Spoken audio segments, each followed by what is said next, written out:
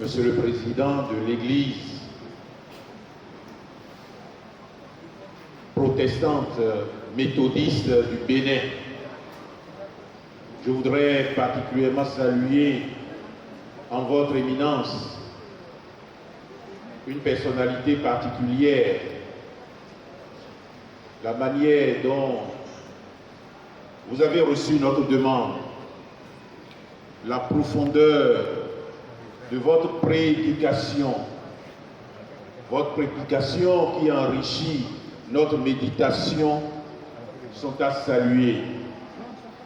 Je voudrais associer à cette reconnaissance l'ensemble des dignitaires de l'Église, l'ancien président, pasteur Moïse Sabouran, le secrétaire général et tous les dignitaires de l'Église, de nous recevoir avec tant de chaleur et de comprendre le message que l'Union progressiste Le Renouveau adresse à toute la nation. Je voudrais surtout, à cette occasion, préciser l'intention de notre parti. Nous sommes dans le mois de la conférence nationale. D'ici quelques jours, à partir du 19 février 2025, nous allons célébrer le 35e anniversaire de la conférence des forces vives de la nation. Il est opportun de nous souvenir des acteurs de la conférence nationale. Dieu nous a fait grâce que beaucoup parmi eux vivent encore et certains sont dans cette salle que nous saluons avec beaucoup de respect. Beaucoup nous ont également quittés. Notre devoir, c'est de faire mémoire de leur courage politique, faire mémoire du lait, de l'héritage qu'ils ont laissé à la postérité. Mais au fond, quel est cet héritage? Vous l'avez dit, révérend pasteur, c'est l'héritage de la paix. Mais la paix dans l'action, la paix dans la construction, la paix pour faire en sorte que chaque enfant du Bénin puisse se nourrir, puisse s'instruire, puisse se loger, puisse se vêtir, puisse se soigner et puisse être éduqué dans la qualité, dans la durée. Faisant mémoire de l'héritage de la conférence nationale, nous devons mettre l'accent sur l'héritage intemporel de la conférence nationale. Et c'est justement la paix qui est l'héritage intemporel de la conférence nationale. Cet héritage que nul ne saurait remettre en cause.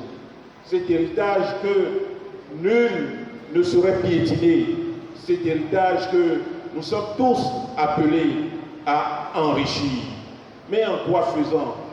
En agissant dans la cohésion nationale, en agissant pour l'unité nationale, en agissant pour la dévolution pacifique du pouvoir d'État, en agissant pour la construction de notre nation, en faisant en sorte que des actions courageuses qui ont toujours leur fondement politique soient menées, soient développées pour que chacun puisse trouver espace dans notre pays.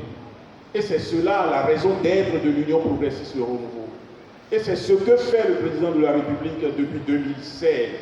Agir pour la paix, mais par l'action. Agir pour la paix, mais avec courage. Agir pour la paix avec solidarité. Agir pour la paix avec bienveillance. Pendant que nous nous apprêtons à entrer dans ce véritable temps de paix et de ce temple de la paix, je voudrais, avec beaucoup de respect, associer à nos prières celles et ceux qui sont à nos frontières et qui défendent le Bénin, nos soldats.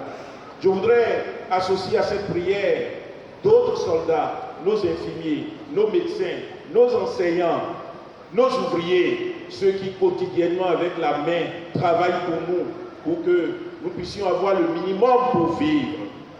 C'est ce que les anciens nous ont transmis. C'est l'héritage qu'ils nous ont donné d'avoir. Et cet héritage est d'abord un héritage politique. C'est surtout de l'action politique et de l'action courageuse. Je vous remercie encore une fois de nous avoir permis de méditer cela avec autant de profondeur, avec autant de sincérité. Je vous remercie encore.